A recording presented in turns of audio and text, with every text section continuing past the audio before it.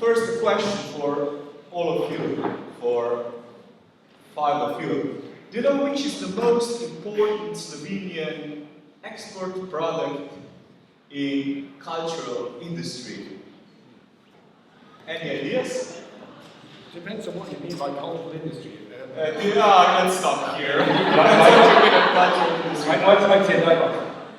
You're right. If you don't reckon Slavoj Žižek, I see him as an entertainer, but maybe some others don't. Yeah, you're right. And this is where I wanted to start, actually.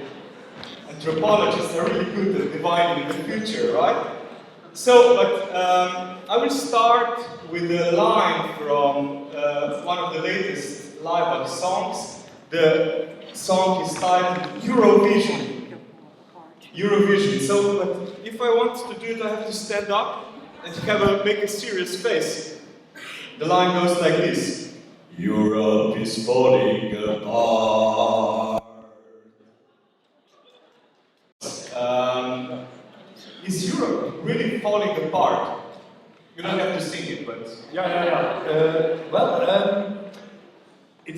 Of course, it depends what you mean by Europe, and it depends on what you mean by apart. But my feeling is that we are now entering an age, as I also suggested during my lecture, where we are really entering uncharted waters. We haven't sailed here before, and we don't know really how we're going to get out of this. How are we going to be able to live together in a reasonably harmonious and peaceful way in this super diverse, unequal world full of differences, plus riddled with the threat of climate change, at the end of the fossil fuel era, which has been so wonderful, at least for us in this part of the world, to enjoy. So we don't really have the solution. And I think that, Europe, as a sort of the project of the European Union, it doesn't really have a future as such.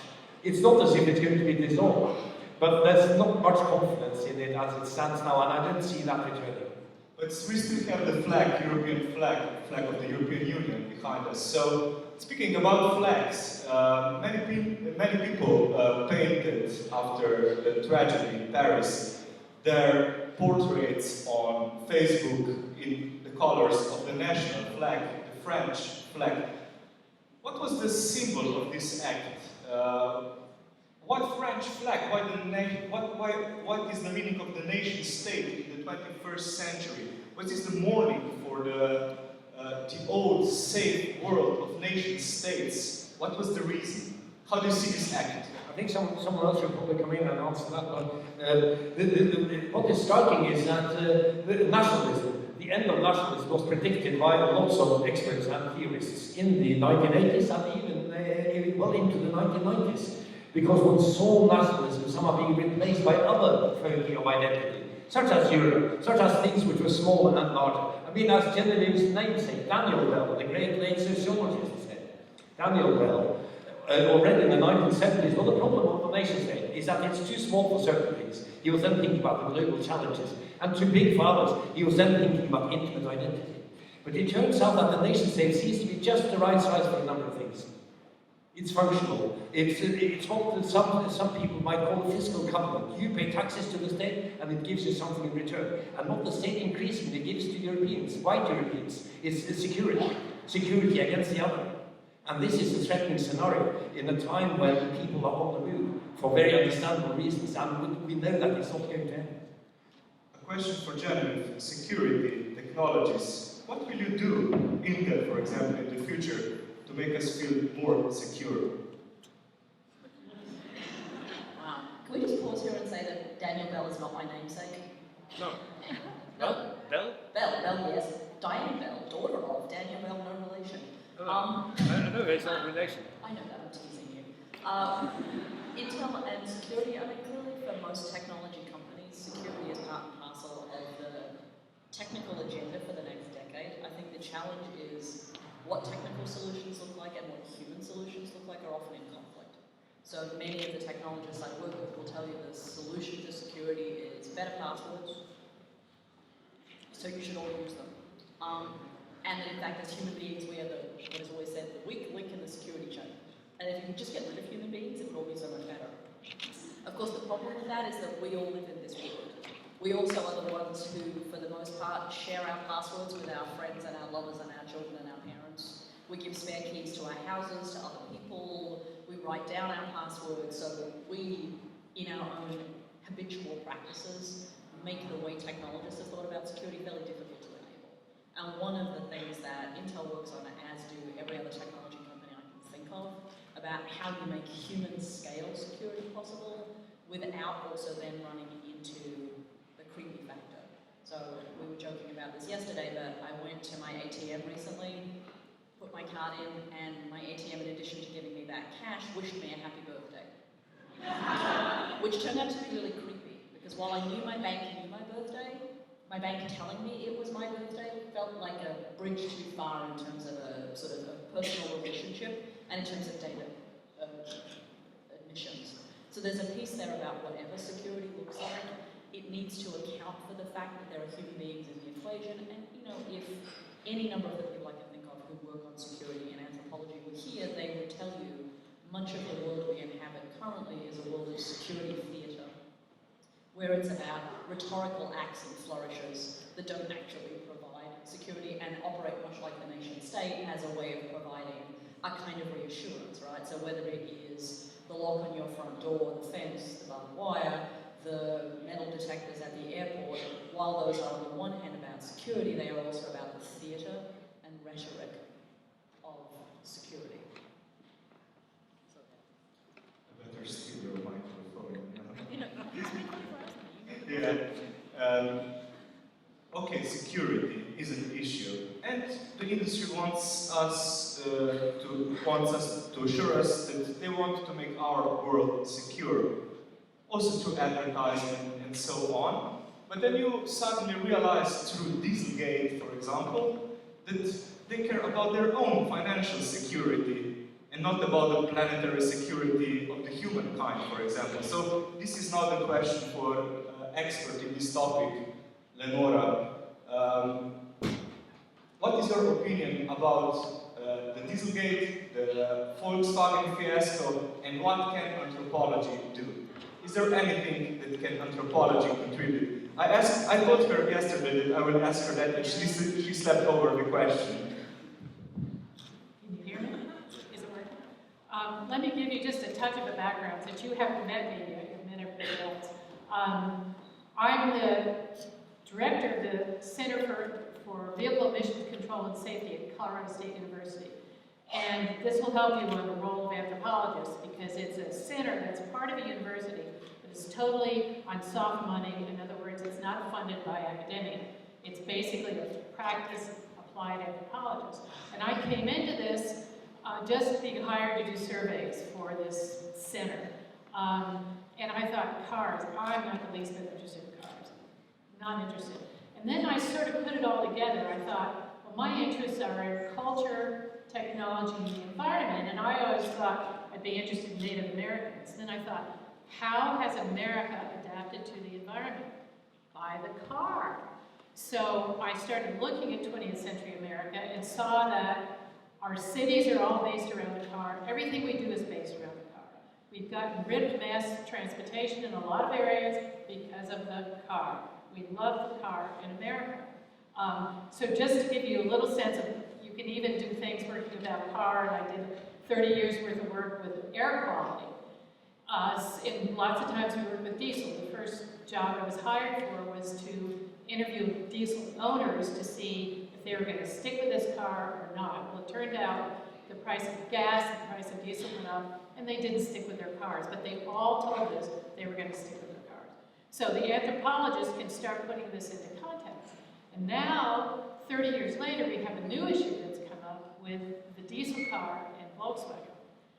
One piece I think it's important to understand is what Volkswagen did was they tampered with the emission control software in order to increase performance and vehicle efficiency. And by doing that, they pleased their customers. Remember that Volkswagen makes Porsche and Audi. It's not just a little Beetle that's running around. So they're pleasing a high performance audience. So they're increasing performance. But what happens when you increase performance is you increase NOx. So you increase the emissions that is now causing a lot of issues and problems. US EPA has done studies now, and the vehicle emission portion of global warming, the greenhouse gas footprint is huge. But our response to the diesel piece of it is that in a lot of states like Colorado, we don't even measure NOx, which is the emissions that are of importance. We measure opacity, which means, can you see smoke coming out of the tailpipe? We don't want to see smoke coming out of the tailpipe of an engine. So we're not even addressing the right issues. Because of that, with this new sort of negative impression of Volkswagens, around the world the sales have been down about 5%. In the US, it's pretty much the same, maybe sales are up a little. Because they're ignoring it, they still like their performance and what have you. The way Volkswagen has addressed it is they still have not solved the problem on how to turn this around. They have not recalled vehicles in the US. They have offered $1,000 to Volkswagen owners to appease them. And they're kind of insulted by this because it's not solving the problem. But Volkswagen still hasn't come up with the solutions yet. So one thing that anthropologists can do to help this is become more involved in the people piece of it. What do the people really want? Because the car industry really doesn't particularly care what the people want unless it increases their sales. So if the buyers are wanting more performance, then that's who they're pleasing, not the general public who might be more interested in air quality. You probably don't want Yes, to Jan. forever either.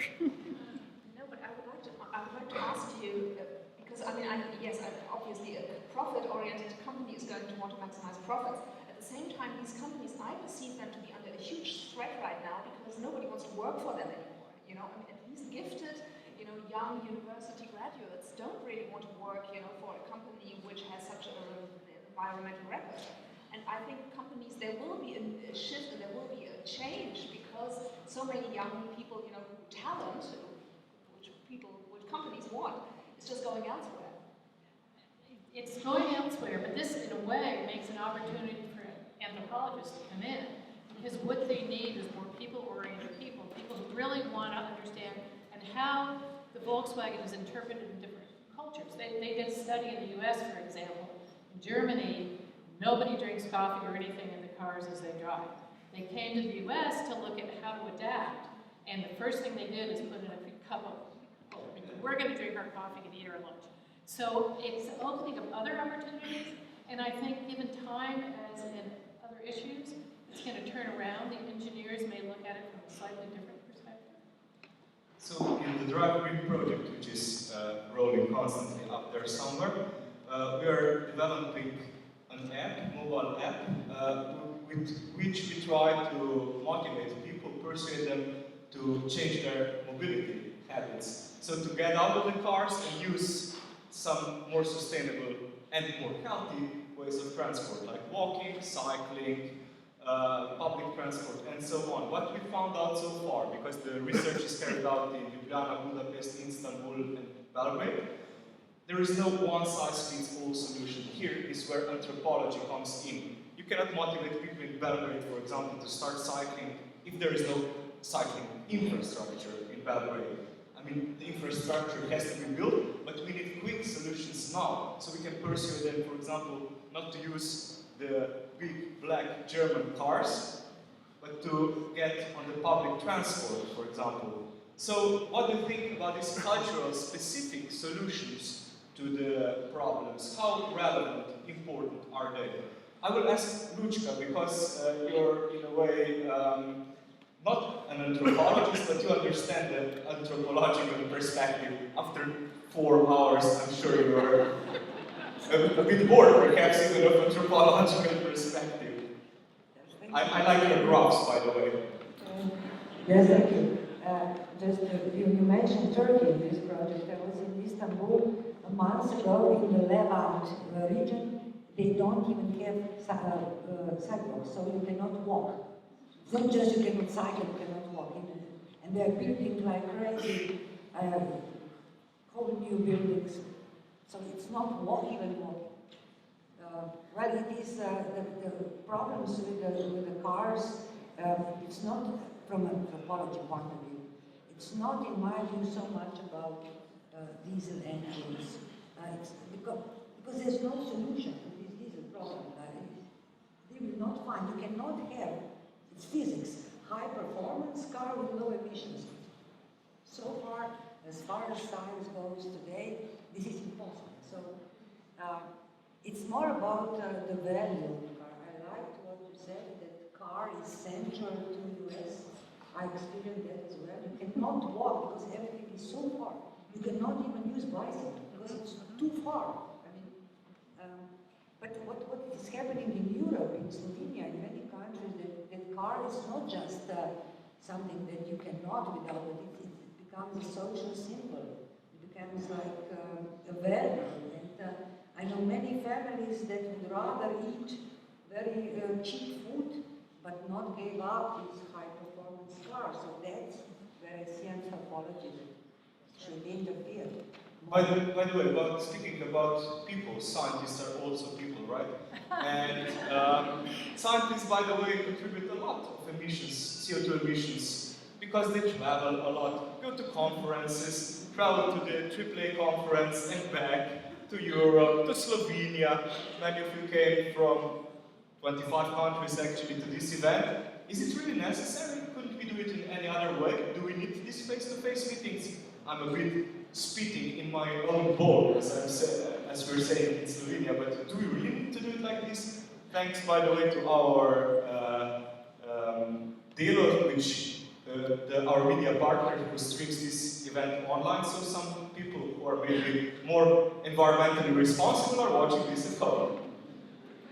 I think we can all relate to your question, Dan, and it's really a very important question to which anthropologists have a lot to say. But I'd just first like to make a very, very short comment to the discussion so far, because I think that yes, the car is a status symbol, but values change in society. When you think about the smoking ban, for example, which was opposed across the board when it was introduced, and after about 6 months, everybody agreed that it was actually a good idea. And other attitudes have shifted. Attitudes to female voting, for example. And where were the usual suspects? The conservatives, men, etc. They were completely dismissive because women were so irrational and irresponsible and they shouldn't be given political power. This was just 100 years ago, or the end of slavery. How the attitudes towards slavery in the United States also changed almost overnight. So if opinion leaders start, and you could take foot binding in China, which was also done away with in a matter of months almost, because opinion leaders in the community told the public that I don't want to have my daughter mutilated by this barbaric custom. So their feet shall be allowed to grow naturally so that they can walk like normal people. And it was a great relief for many other Chinese men. So that's one dimension. And just very, very briefly to your question, that yes, we are all hypocrites, and we try to compartmentalize, and we work as lightning detectors. You know, you put the floodlight on the fact that I take my bike to work, I recycle, I have a compost. You know, I'm very responsible. Okay, and then look at that, and don't look at me when I take a plane to Slovenia to talk about climate change. We all behave a bit like that, don't we? Living in denial, yeah, right? So, yes. So clearly, auto-anthropology might help a bit here in reducing the number of conferences. You know, my teachers, who were born typically in the 1930s, they went to one conference every 2 years, and they thought that was quite enough. And they spent the next 2 years sort of digesting the impressions. It was a slower time, okay? Well, I mean, just to talk about the change of the value of the car. I mean, in Germany, most of the rich people I know drive a Tesla now. So there is already this, the possibility to have a high-performance car with its, very low or zero emissions. But these are also people who travel the most by airplanes. They travel across Atlantic 5 times a year at least. So they can afford to have a Tesla car. Yeah, but the way I see it is that we now have this new technology, and we are just about to figure out what we need it for and what we still need our bodies for. And I feel, for example, it is really, yes, we can have this on Zoom or as a Google Hangout, but at the same time, to actually meet in person, with our bodies, we know that this is something very different. And there are certain encounters which need the corporal aspect, and there are others which are very good to do virtually. And I think, this is a question of companies and people who are high flyers, we will figure it out for which means or for which purposes we do need to be there in person and where we can use virtual technology. I'm quite sure that this is a transition period and things will be very different, in a few years' time. a remark still on cars, because my opinion I want to share about electric cars. Okay, they seem to be emission-free, which is not completely true, because electricity is made by the help of coal, especially in Germany. But not in Norway, right? German electricity is imported from Poland, and we all know how in Poland they do electricity. But this is not my main concern. The problem with the electrical car is that it will become the third car in the family. Because we still need that old car to go to the seaside without charging battery, and this is exactly what automobile producers want to see, to buy more, to increase the sales. So we will not switch completely. This period in between will be very dangerous, because to produce a car, we are talking about 1 ton of steel and plastic. You need so much energy that actually you will not save while using this electrical car for a few years. So actually you increase emission if this is the third or second car. Could I please, Leonora? Yeah, let me add a little bit to that.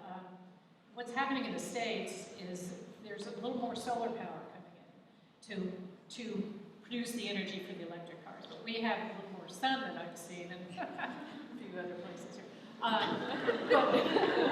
Depends on where you are. That depends on where you see. It's geographically and culturally specific. Here's another point that I think is really quite interesting. We did a study several years ago of cars which were polluting, and we did some case studies. We got our graduate students to do case studies to find out about the cars that were polluting the most.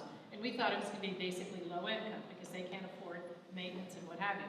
Well, in Denver, we found that a huge amount of the pollution was coming from the environmentalists who owned the old Subarus. No, not the SUVs, the old Subarus, which no matter really old, how much you maintain them, they produce more pollution than a lot of the newer cars. They weren't moving to the electric. They thought they were being environmental by keeping an old car, not buying a new car. So you have it from several different angles, and this is where the cultural piece is really interesting, because we're moving in a cleaner direction, and the US really likes technology. We cleaned up a lot of our cars, but we're still finding there's a lot of pollution, and it's because of incidents like this. What about self-driven cars? Is this a solution? I will ask Genevieve, because they're deeply involved in the production of such technologies. Self-driven cars, what do you think about this technology? We will not be drivers anymore, we will become passengers. At which point we will stop calling them cars. And there will be cars. So for me, there's a couple of threads, right? Thread number one, as an anthropologist, I always want to ask the question, we spend an enormous amount of intellectual and cognitive energy discussing autonomous and semi-autonomous vehicles. There is a lot of research and development money being spent in that space. I wonder sometimes if we took that level of cognitive and intellectual and economic orientation and said, what would we turn all of that onto mass transportation? So you asked, so anthropologists, number one, I would say, in discussing semi-autonomous vehicles with the verve that we do, what are the conversations we are not having? So what's being erased, right? And a whole series of things that are being erased in that conversation. I think there is a second set of conversations about what will the experience of an autonomous or semi-autonomous vehicle be, and how will that change ideas about movement, transportation, status, and all of those conversations are yet to unfold. Third problem is a technical one, which is in and of itself a two-part problem. It's a two-part problem. Problem number one is a problem about software and hardware. So in order to think about autonomous and semi-autonomous driving, it's an evolution, I mean, Lenore, you probably agree, where cars have been up until now, which is already full of a remarkable amount of augmentation of the driver. Whether it was moving from standard transmissions to automatic transmissions, from manual chokes to automatic chokes, I'm dating myself, assisted steering, assisted braking, assisted parking. This is sort of the next evolution of those things. In all of that, there are a couple of hard problems that will get solved. One of them is that we don't yet have a standard platform on which this will happen. So imagine a world in which you have the moral equivalent of a semi-autonomous Android car, a semi-autonomous Apple iOS car, a semi-autonomous Linux car, a semi-autonomous forked Android jellyfish platform, and some other thing that's running on Arduino. So now we have, and there's there's no guarantee that they will all have a shared agreement about braking distance, about following distance. In fact, the first incidence of a near collision between two semi-autonomous vehicles on the highway in San Francisco on 101 was actually between a semi-autonomous vehicle built by Lexus and one built by Google. And they had two different notions about what an accident looked like, as you would imagine, right? Think about those of you who use different technology platforms, you know they behave differently. And then lying underneath all of it, wait for it, is a set of philosophical, moral, and ethical issues about what it will mean to imagine the moment when those vehicles fail. So the promise of semi-autonomous and autonomous vehicles is one of safety. There will ultimately be moments where safety is not possible, and you will have what we used to call an accident. In accidents, you have issues about what are you saving? Passengers, drivers, property, pedestrians, and how those decisions are Or made. car, perhaps, Or property, like it might take care of itself. Asimov's rules of robots would suggest that's true. But those are moral questions, right? Those are places where if an engineer is deciding to program a vehicle about what it does in the incidence of an accident, you would hope there was a moment where that conversation is up-leveled to not just be a hardware and software conversation, but a conversation about ethics, morality, philosophy, and those are deeply rooted inside culture. Well, I would like to turn this debate a bit around, and I have a question now for anthropologists, because when we talk about cars, conferences, planes, I always ask myself why actually, because I use a car as well. I have a small car, it's on the, and it's on the natural gas, so it has no emission, but still I use it. So I ask myself sometimes, why do I use it? Because I have to be a high performance woman. I have to hurry to work, I have to do so much electric, I have to hurry home. So isn't our lifestyle, which expects from us to be there and here and go with the children, grandchildren, I mean, and also conferences. If I don't go to the conference, I lose touch with the project. So actually, wouldn't it be better to talk about our performing style, which is a problem? This is a problem. It's a tyranny of the moment, actually. Yes, that's right, yeah. It's a What great we're question. It's a great experiencing. question, yeah. In fact, I've been interested for many years. I've been collecting unintended side effects of modernity. And the first I collected was exactly the paradox you point to. Namely, the feeling we have that the more time-saving devices we have, the less time we have. And the second part of that is the more information we have, the less well-informed we are. And I got the analysis of the book called Tyranny of the Moment, which I think was also translated into Slovene. To Serbian, actually. Right, not Slovene, yeah. Anyway. But you know, anthropology, what anthropology can tell us is that people may have led more fulfilling, richer, more diverse and happier lives when they were less stressed. And as a teacher of mine who wanted to help me out said once, you know, there are people who can do 12 things at once and do 12 things well. But then they get the 13th thing, and they do 13 things badly. And I wonder if we're all sort of hovering on the boundary between 12 and 13, and that we might, in fact, look at other cultures and at their own past to think seriously about what it is that constitutes a good life. And there is some research, though. Unfortunately, anthropology hasn't been as forward as it should have been. But there is some research by psychologists and by others on well-being, which comes up with some surprising results. People in Vanuatu and Bangladesh are much happier than they deserve to, you know? Or than they should be. Whereas the Japanese are much less happy than this way. But meanwhile, the computers are becoming more and more powerful. Their speed is exponential, actually, and by 2045, according to Kurzweil, they will have the consciousness of their own. What will then do? I mean, we will relax, and meanwhile, computers will become aware who they are and what they do. The robots will start to think, why do we have to wipe the floor every day? Let's do something more useful. Yeah. And the cars will throw us out, perhaps. Yeah, but I mean, look at us. You know, 200 years ago, at the outset of the fossil fuel revolution, 98% of us did not live in cities. And why was that? Because we were busy producing food, mainly. And do we have any more time now that we sit around pushing emails and going to meetings and do more? I'm sure the robots would make sure to keep us busy. But I have a slogan. I think that could be a political slogan for the 21st century. Don't just do something, sit there. Okay. Joanna, a short remark, and then we will move the microphone to the audience. Well, I just really do think it's not a question about technology or not technology, because you do actually find there's a new trend which is called contemplative computing. You know, lots of people are actually working on this to make computers and interfaces more relaxing, more, you know, giving us more quality of life. I mean, just the feature, I don't know whether I use Outlook, and just the feature that you can actually have a meeting not for an hour, but for 50 minutes, gives you this extra, 10 minutes of space between meetings. I mean, it's a very, it's a software program, but it really gives you, better quality of life if you adhere to it. So I think, digital technology is also going to have some of the solutions for the problem which it has also created. So it's not an either or,